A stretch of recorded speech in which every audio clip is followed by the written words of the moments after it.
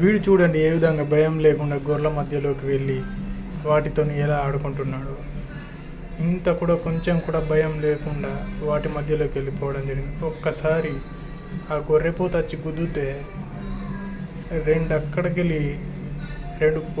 గొర్రెపోతులు గుద్దితే అడ్డం పడతాడు. కానీ ఇంత కూడా భయం లేదు. చూడండి ఏ విధంగా ఇట్లా కొడుతున్నాడు, వాటితో ఆడుకుంటున్నాడు. చూడండి, పిలిచినా రావడం లేదు, ఇంటికి వెళ్తున్నాం రమ్మన్నా రావట్లేదు, వాటితోనే కొడుతూ ఉన్నాడు. వాటికి పొట్టు వేయడం జరిగింది, తినడం జరుగుతుంది. వాటిని చూడండి ఏ విధంగా చేస్తున్నాడు. కొంచెం కూడా భయం లేదు.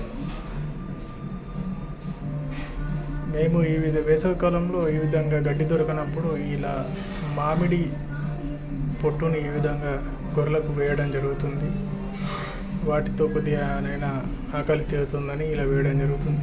చూడండి, మా నాన్న జామకాయ తీసుకువచ్చాడు అడవిలో నుంచి. అది ఇచ్చిన కొరకత